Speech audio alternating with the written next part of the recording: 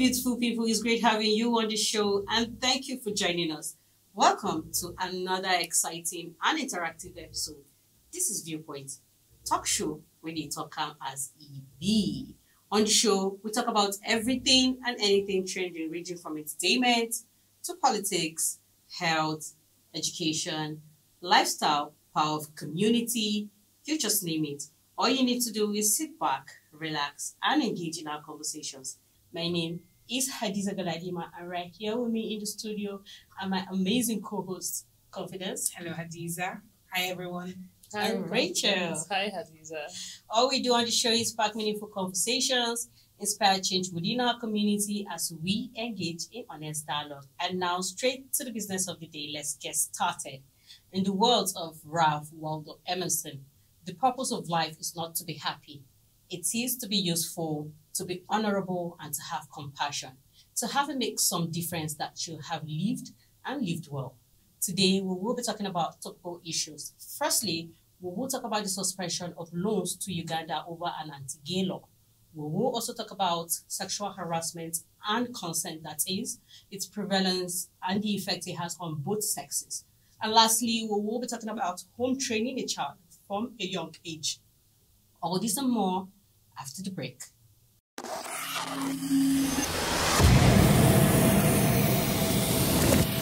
Experience the acceleration of Oweleke TV.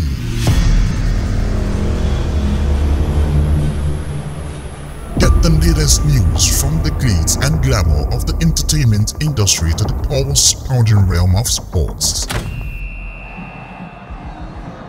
We provide accurate and up-to-date information, exclusive interviews with top political analysts that will leave you craving more. Our team of professionals delivers captivating content from Nigeria and beyond. Follow us on our social media handles at Oweleke TV. Visit our website at www.oweleke.tv for a thrilling journey. Oweleke TV, rising star at the fairground.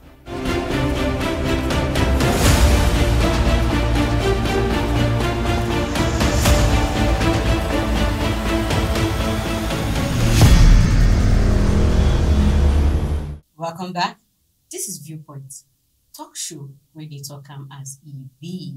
Ugandan President Yoweri Museveni has condemned the decision of the World Bank over the suspension of loans to the country over a law that opposes lesbians, gays, transgender, and queer practices. Museveni said this is unfortunate that the World Bank and other actors dare to coerce us into abandoning our faith, culture, and principles with sovereignty using money. He added that the Ugandans will not bow to pressure into abandoning their principles. In his words, they really underestimate all Africans. So now the question is, I know all of us are going to be on the same page with this president because this is not our ways, this is not our practices, and in 1,000 years to come, I know a whole lot of Africans will not succumb to this. What is your take as regards the president of Uganda on his stance on not, like, this is a clear case of to hell with your money. Yeah, You cannot bend us. You cannot make you cannot truncate our culture and our tradition. So what are your take as regards? I feel like as the head of an entire nation, honestly, he did the right thing. Yes. That's really all I have to say. He did. It's rare. Okay, it's not. I wouldn't say rare, but I don't think it's an everyday practice for you to see a president come out and take such a decision. You know, to say, okay, you decided you will not be giving us loans again before because we said we don't want this signed into our law, and you just said something that was, that made a lot of sense. This is not their culture. I mean, for crying out loud, their children that are growing up, their children that are yet to be born, the ones that are existing. Is this the kind of world, is this the kind of culture you want to force on them? Because this has passed. May everybody grow up know for themselves. This one is now you're forcing it on them, whether you like it or not. You can have 7 different parents. 2 men can be parents, 2 women. So I think he did the right thing. To some people, So a lot of people, it's not right. And, it's now going to push them to a point where, as a country, they begin to fend for themselves, things that they would have to collect loans for. They can't access it again because, the World Bank has decided to shut their doors against it. So it's going to push them to explore other ways that they can, make money for themselves and fend for themselves as a country. So, yes, I agree with what he did. Okay, because, Richard, the World Bank, why they decided to suspend every loan is because they said every human being or every individual has the right to their sexuality and all that. So, now, Uganda, passing this bill into law is just saying you guys are actually trampling on these people's rights. So that is their own reason for for the suspension. What's your take? Okay, so first of all, I would say the World Bank has overstepped their boundaries. It's nobody's business. This is our culture. This is who we are. Even those who are coming out to say I'm gay, I'm lesbian, it's your choice. But you see them going out of the country to do it because they know what our cultures are. But again, I wouldn't blame the World Bank so much for interfering in our affairs, because we as Africans, we are trying to, I said it on the show one time, we're trying to be like these people. Yeah. We're trying to do, and that's why you see children no longer respect their parents. They're now doing the, yeah, what's up? They wake up in the morning, they want to greet their mommy, hey, mom, what's up? The culture is no longer there where you kneel to greet. It's no longer there. We're now doing so many things. We dress like them now. That's why you see a person will wear Ankara. You can't wear Ankara to the office on Monday. You can't dress. You can't wear our own native attire to office on Monday. People will laugh at you. But when you get up, you wear suit, you put tie. That is the culture. We're trying to just be like them, and so these things they're also trying to now force these things on us because everything they do, we're trying to do it. So I won't blame them too much for suspending the loan. But again, I would say World Bank has overstepped their boundaries. And kudos to the president for standing by what... Yes, because you cannot, just like a parent, in a house, you're a child and you want something so much, you need it so much. But your mother or your father is saying, no, I will not give you this thing. Because as so far you're in my own house, you will not do this thing. And you will not come out... Another father will not come from somewhere and say you're violating this child's law or his rights, rather, you're violating this child's rights. So because of that, it's not your business. Let them go out there and do it if they want to. If a president has said, in my country, I do not want this thing because it is our culture. It's not like he's imposing another person's culture on you. This is what we grow up. This is what we grew up. This is exactly. If he's saying this is it and this is what we'll stand by, then if they to hell with their loan. In fact, they should hold their loan. Like Confidence said, it is time for us to start exploring other means. To start fending for ourselves. So to hell with World Bank. To your viewers out there, we would love to hear your take. As always, we would love to hear from you. So do get involved in our comment section. Let's go on a short break. We'll be right back. Don't go nowhere.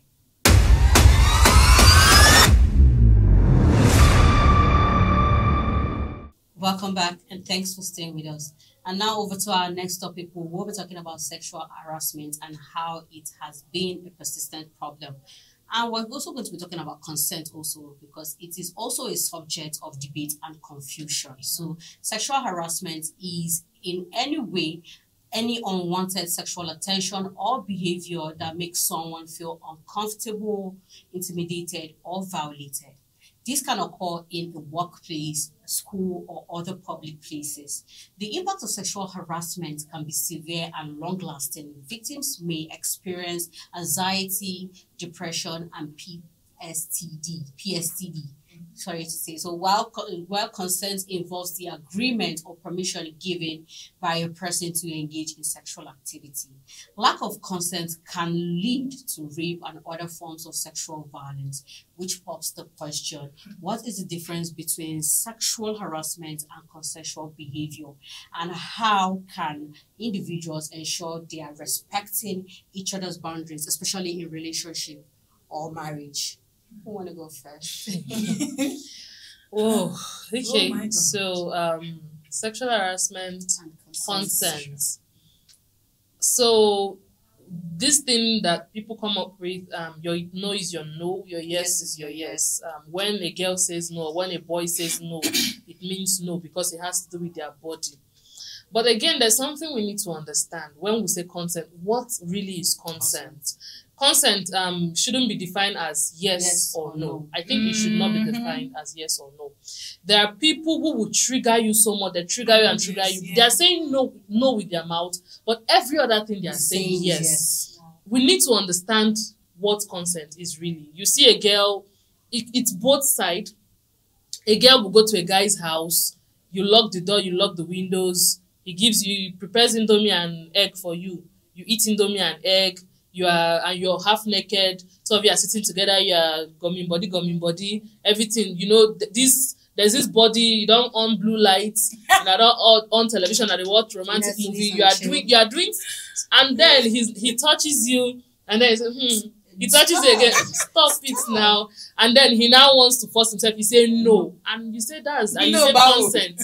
I mean, we need to really understand what really is consent.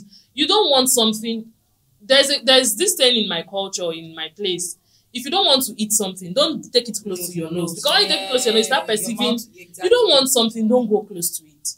You don't want a guy to force himself. You don't want a girl to force herself on you. But you're doing things that is everything is saying yes. It's only your mouth that is saying no. So what exactly is consent? But again, we need to understand, even as individuals, sometimes a girl might be triggering you to do this thing.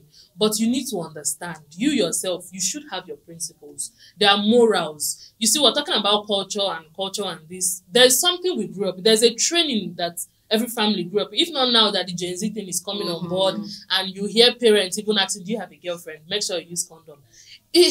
Look, there was a time you cannot even talk about you having a male friend, having a boyfriend. But now it's so I think people need to understand that, okay, this is my principle. This is what I don't want to do. If I do this thing, I know what the consequences. If I do this thing, it's not even about maybe the rape thing. There are so many, look, there are diseases that you can contact through these things. There are so many things that comes with it. And then when a person is being raped, let me quickly talk about rape before I round up. When a person is being raped, it's not just the rape. It's not the rape. There's so many things that come with rape. There's an aftermath effect with it. If a child is raped, she grows up with that thing. In fact, that girl there needs to be this thing that will put in her brain for that thing to come out, for her to grow out of that thing. It's not just rape. If you're raping someone, it may be 5 minutes enjoyment, maybe 2 minutes enjoyment. Please, it's not just that thing there. It is the aftermath effect. There are so many things that come. There are so many things that come with it. I think we'll talk about this maybe in another show because there's no time. Yeah. Honestly, Rachel has said it all. Difference between sexual harassment and consensual behavior is that agreement. Ordinarily or normally, sex is supposed to be mutual between two people. One person cannot want it and the other person does not want it. That's when it becomes one-sided, and can lead to rape. And speaking about boundaries, there's a question you asked about boundaries. Respecting boundaries. I think it also falls on both parties. Have your guardrails up. Draw the line. Let it be very clear. Don't draw the line and let it blow. We were saying something on one of the episodes of our show. We said, let your yes be yes. And Rachel said something that just captured it all in a whole. She said, consent is not just verbal. There's the, verbal, and then there's the behavior. Your demeanor. You can't be saying no with your mouth and your demeanor is saying yes. These are some of the things that lead to that rape. Why? Because, yes, the society will turn its back on whether the male or the female, but they forget that, the male might be saying, she said no, but what she wore to my house, why did she come to my house? She knows full well that I have eyes on her. He knows full well that I have eyes on him. I've always had eyes on him. I've always had eyes on her, and I've always fantasized about it. And so why did she come? So I think that boundary for both parties, you that they are triggering, have your boundaries. Change it for the person. If you have to block. Because, I think most of the times it's just carelessness, really. That, okay, this person did me like this. What happened? There should have been a build-up. Why did you do it like this? Why did you do it like that? So, like I said, when I said agreement, and then consent is not just, no, I don't want it. I don't want it. There's a process to it. Don't be going to the person's house. Some people, it's just even the body language alone that tells you no. This person is touching you, and then why did you go to the house? Why are you found in that place? Yeah. Like, why are you in that environment at that time? When you know that this person, it is clear to you that this person wants you. So if you're not ready for it. If you're not ready, don't do it.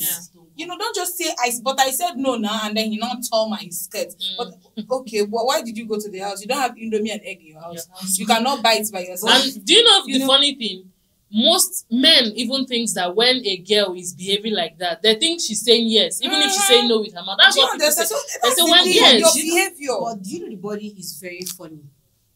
Now that you get the body. The body is very funny. That's why you see most times they will tell you are saying no, but your body is saying no. Oh, you should have control over your body. Look, there are some ladies, Hadiza, there are some ladies. You don't need to tell them, you don't need to say yes or no. When a guy is coming, in fact, the guy never open mouth to toast you. But the body, the way you look at him, the way you walk past, he dares not come close to you. So, give up that vibe. I mean, well, if we keep talking, we don't have enough time on our side. So we'll be going on a short break right now. We'll be right back. Please stay with us.